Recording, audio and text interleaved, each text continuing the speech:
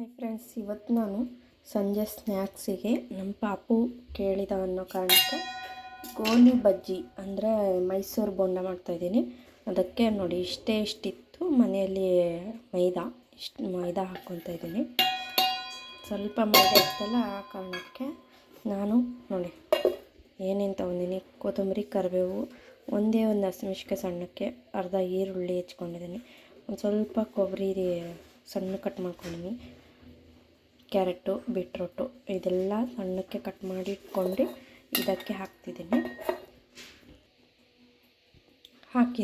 ಹಾಗೆ ಸ್ವಲ್ಪ ಉಪ್ಪು ಹಾಕ್ಕೊಳ್ಳಿ, ರುಚಿಗೆ ತಕ್ಕಷ್ಟು ಉಪ್ಪು,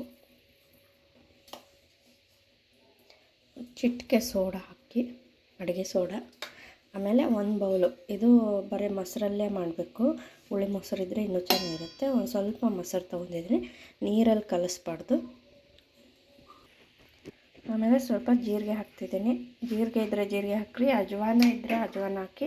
ನಮ್ಮ ಮನೆಯಲ್ಲಿ ಅಜವಾನ ಖಾಲಿ ಆಗಿದೆ, ನಾನು ಎಲ್ಲದಕ್ಕೂ ಅಜವಾನ ಬಳಸ್ತಿದ್ದೆ ಬೋಂಡ ಬಜ್ಜಿಗೆ. ಹಾಗೆ ಇದನ್ನು ಕಲಿಸ್ಬೇಕು. ಇದು ಫುಲ್ಲು ನೋಡಿ ಕಲಸಿ ಇದನ್ನು ಆದಷ್ಟು ಕೈಯಲ್ಲೇ ಕಲಿಸ್ಕೊಳ್ಳಿ. ನೋಡಿ ಎಲ್ಲ ಮಿಕ್ಸ್ ಆಯಿತು. ಇದನ್ನು ಅರ್ಧ ಗಂಟೆ ಒಂದು 10 ನಿಮಿಷ ಇಡಬೇಕು. ಅಲ್ಲಿವರೆಗೂ ಚಟ್ನಿ ಸಿಂಪಲ್ಲಾಗಿ ಮಾಡ್ಕೊಳ್ಳೋ ಅಂಥ ಚಟ್ನಿ ನೋಡಿ. 2 ಹಸಿಮೆಣಸಿನಕಾಯಿ, 1-2 ಕರಿಬೇವು ಹುರ್ಕೊಂಡು ಇಟ್ಕೊಂಡಿದ್ದೀನಿ. ಅದಕ್ಕೆ ನಾನು 1-2 ಇಷ್ಟು ಕೊಬ್ಬರಿ ಹಾಕ್ತಾಯಿದ್ದೀನಿ, ಹಸಿ ಶುಂಠಿ ಬೆಳ್ಳುಳ್ಳಿ ಹಾಕಿದ್ದೀನಿ, ಹಾಗೆ ಕೊತ್ತಂಬರಿ ಹಾಕ್ತಾಯಿದ್ದೀನಿ. ಸ್ವಲ್ಪ ಉಪ್ಪು ಹಾಕಿ ಇದನ್ನು ರುಬ್ಕೊಂಬರೋಣ. ಸ್ವಲ್ಪ ಜೀರಿಗೆ ಹಾಕ್ತಿದ್ದೀನಿ, ರುಚಿಗೆ ತಕ್ಕಷ್ಟು ಉಪ್ಪು ಹಾಕಿ ರುಬ್ಕೊಂಬರೋಣ. ನೋಡಿ, ಸಣ್ಣ ಉರಿಯಲ್ಲಿ ಆಯಿಲ್ ಬಿಸಿ ಆದ ತಕ್ಷಣ ಹಾಕೋಣ. ಎಣ್ಣೆ ಕಾದಿದೆಯೋ ಇಲ್ಲೋ ಅಂತ ನೋಡೋಕ್ಕೆ ಸಣ್ಣದು ಇಷ್ಟ ಹಾಕ್ತಾಯಿದ್ದೀನಿ. ನೋಡಿ, ಕಾದಿದೆ ಎಣ್ಣೆ. ಈಗ ನಾವು ಗೋಲಿ ಆಕಾರದಲ್ಲಿ ಸ್ವಲ್ಪ ಈ ಥರ ಬಿಡಬೇಕು.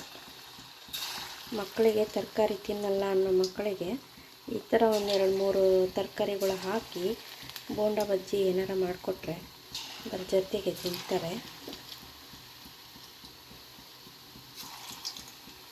ನೋಡಿ, ನೀವು ಮಾಡ್ಕೊಳ್ಳಿ, ತಿನ್ಕೊಳ್ಳಿ, ಹೇಗೆ ಬಂತು ಅಂತ ಕಮೆಂಟ್ ಮಾಡಿ.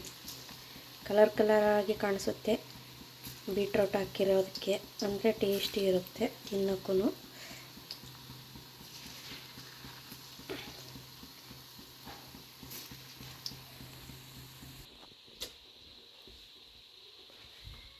ನೋಡು ತಿಂದು ಯಾವ ಥರ ಆಗೈತೆ ಅಂತ.